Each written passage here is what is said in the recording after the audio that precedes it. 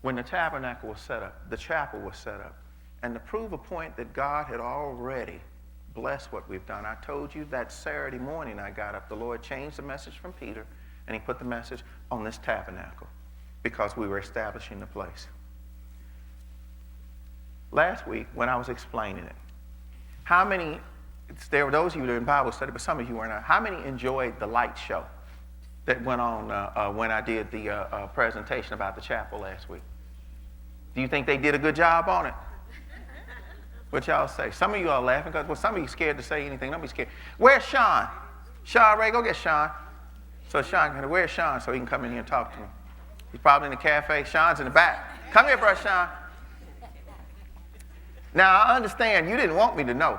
I'm talking about the light show last week. Okay, let me tell you something. And I don't know if you know this part of it. Brother Sean was in the back, supposedly leaning up against the wall at the time when I was describing the chapel. You all remember seeing the lights go down and all that stuff? How many saw that? How many thought it would look, and how many noticed that how the lights went, they kind of still stayed up here and the lights would blink every time I would say something? Renette and Sean Barker, not Sean, yeah, that's right. What? No. Derek O'Ree, but Sister Barker. Where are you back there? Oh, yeah. Come here, baby. Sean, we got to put you on the spot. This is just a few moments of something that just needs to happen for a minute, because I was going to do this in communion, and because I don't care. God either is God or he's not. Yeah, she got to get unraveled. Now, Sean, as I understand, Brother Kelvin corrected you about leaning up against the light thing, right? Kind of. What do you mean, kind of? I think I may have noticed it before anybody else, and he more laughed at me when he saw that I was leaning on it. That you were leaning on it, that's right, at that point. And so you got off the lights, and then you got off the lights. What happened? What happened after I got Yeah, what do you got after? How long did you stay on the lights? She came up with, shortly after that, she came up with the testimony about the lights flickering. I was like, man, was that me? So I didn't know whether I caused her or not. Okay, so now wait a minute. Come close to me. So you were leaning on it, and she came up and told me something. You heard that. And Kevin knew it too, right? Come on, she don't want to be all the way up on the platform, so come down here. So Kevin knew about it too, right? Yes. So you guys were the ones that, she saw something. Now you tell them what you told me last week, and Sean back in the back probably grinning and laughing and not knowing if he did it. Don't tell Bishop. Go ahead. Okay. When you started talking about the items in the altar, you started with number 1. And with my headset, I can hear what's going on in the media booth. So the person who's over the lighting, Derek, lost control over the lighting. And that was when you first started. And start doing some funny things, and they start saying, oh, we've lost control of the lighting. And I think by the time you got to number 2, they still didn't have control. And it was like it would light up there and then get dark right here. And since I was there on the camera, I could see what was going on. And I heard what was going on in the back. And then I think maybe when you were about number 2 or number 3, you start saying, don't pay any attention to what's going on with the lighting. I know you don't remember that, but I remember you saying that. So by the time you got down to number 7, when you start talking about the bread, the whole sanctuary went black. And there was just lighting up here. And it was a nice bright light. So when I looked out in the audience, I guess they didn't know what was going on, but it was just completely black. And once you finished, the lights just slowly came up, and then I heard them in the back say, oh, we have control again. So, Sean, how long were you on it? I'm not sure. And you're not sure if I you was actually, on it for a little while before I realized. I was like, what is this back here? And I was feeling it. were you moving around like this on it? Were you rubbing your back on I it? was doing all kinds of stuff over there. Or Yeah. you just, so was it scratching your Well, I back? had my hands on it. I had my hands behind my back, and my hands were on the actual controls. So were you pushing buttons? Inadvertently. Oh no, were you pushing buttons? Do you know that you push buttons? Yeah, I heard stuff click. Oh, you were clicking buttons. Well, I wasn't trying to. Okay. But, yeah. Okay, now, here's the reason why I brought you up here. Because at the same time, and we didn't know what was going on, he heard the story back in the back, and he said, don't tell Bishop what happened. Minister Steve, come here. Come here a sec. What we tried to do in the evening was to duplicate the same thing. We punched the buttons, and we tried to take the control from the control room from back there. But every button that we pushed, they had the ability to counteract that button. Except in the case when you were doing it, they couldn't do anything about it. Now, you were using the same device that he used. Could we duplicate what he was trying to do? No, sir, it don't work that way. You can't do it. When you mash the buttons, either all the lights will go off out here, all the lights will go off up here, or you can't make the lights follow Bishop back and forth across the stage. And you know what I mean? It just don't work like that. So it wasn't what you were doing, even though you may have done something.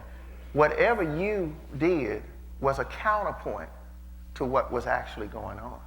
And what needs to be understood by the congregation is that after she came and told me, we had no idea. Minister Cliff came up and he said, wonders. He said, sometimes God will do stuff that's of wonders. But I'm not satisfied without checking something out. So at the end of communion, we attempted to duplicate with a control on the board to make the lights flicker the way that they did when supposedly you were doing it. We could not do that. Now, unless he has magic fingers. What was occurring was an attempt by the enemy to make something natural out of something supernatural. When they said he would be risen from the grave on the third day, they stationed guards there to make sure that the natural could not be done. And he overruled what the natural was. But the thing that is told even to this day is that Jesus' body was stolen by his disciples. The devil will give you a natural way to explain away a supernatural event. Last week when I was talking about the chapel, it could have been, and this is what I had to think about when I heard that Sean was leaning up against, I had to think for a minute, did God use Sean to bring about this particular thing?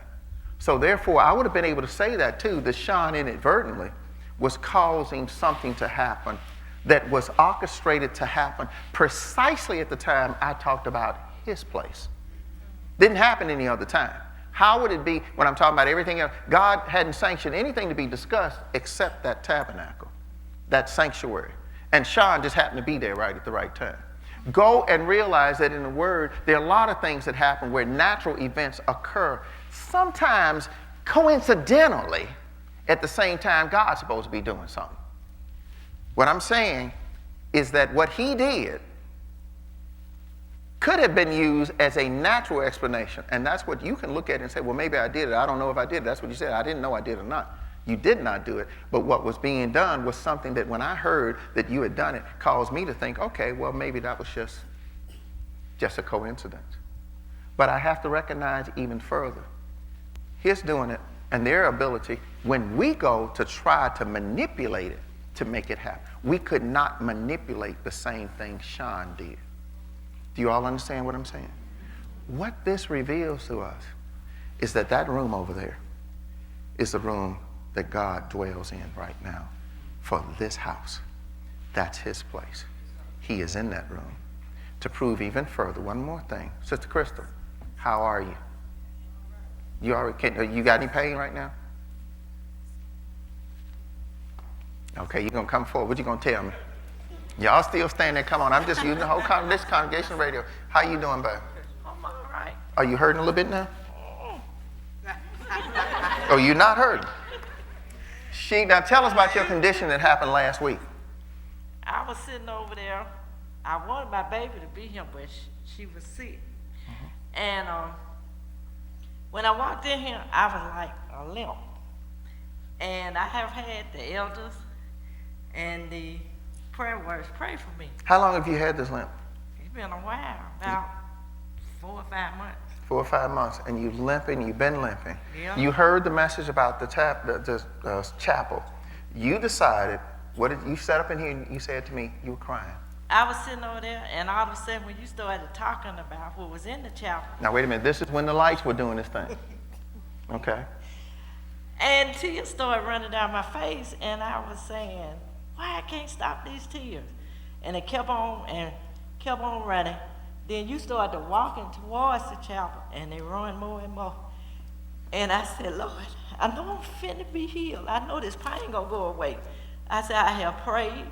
I never gave up. I got the faith.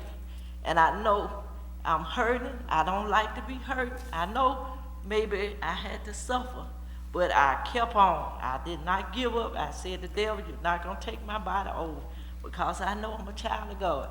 I said, I hear Bishop talk. Well, it's God talking through you. But I hear Bishop, and I hear you, Lord. And I kept on saying, I said, when I walk in there, I know I'm going to be healed. I said, but I'm praying for a whole healing. And I know I have patience. I know it's going to take time for it to happen. But when I walked in there, and I sit down and I kneel, and I started praying, I was Now you praying. were kneeling on the knee that was hurting too, right? Yeah, and all of a sudden, I didn't feel the pain. The pain, I could feel something just easing out my body. And he said, okay, stop praying for yourself. Start praying for others. And when I walked in there, was a bunch of people in there. And all of a sudden, it was just 4 of them. I think it was 3 ladies, with 4 with me, and a guy, I think it was Larry. It's all right, but when you walked out of there, But when I walked out there, she I was walked like- down the hall, and she told me, she said,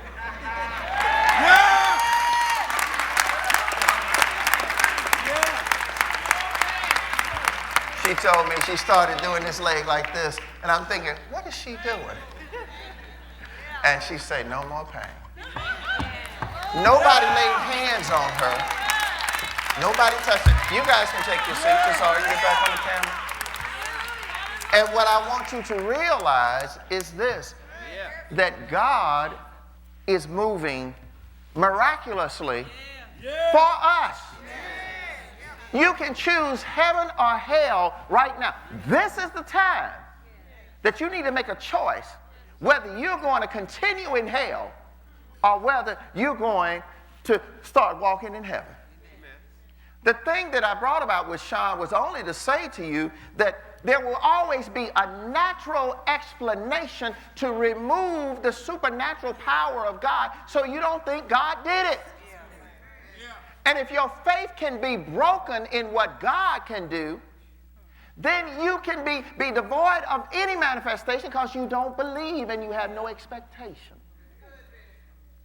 I was willing to challenge it that evening when Elder Hogan first told me. I said, no, I'm going to deal with this in front of the congregation. Because if he was up against it, we're going to try it out right now. He said, no, the Lord could have been using Sean to accomplish it. He could have used Sean to do it. But the amazing thing was the lights never went out on me. Because if you punch those buttons right over there right now, all these lights will go off, and they'll have to reach to try to get control. But they all go down, and then they'll get it back. But you lose me. But you didn't lose me. And what I'm saying to you is that God already spoke to me in the shower of last Saturday morning and told me we have done a good thing by giving him a place that's his place in here. And I changed my message yesterday. And you remember the radio went off. I was listening to the radio, but when I went in the shower, when I went in there and stopped, he said, listen to me, and he told me about the tabernacle. And what I'm trying to tell you is that you're living in a place and in a time where God must manifest himself strongly because the devil is manifesting himself loudly. In the world that we're living in, the devil is mighty in everything that we see and hear. He is manifesting himself. The people of God must begin to speak up. This is the first day that it was for them. When we did this, this is the beginning of something new. And God manifests himself to let us know that what we have done is a good thing. Maybe you're not a part of it. Maybe you haven't done anything that has anything to do with it. But it's time to get on board, because you're fixing to make a choice between your own heaven and your hell.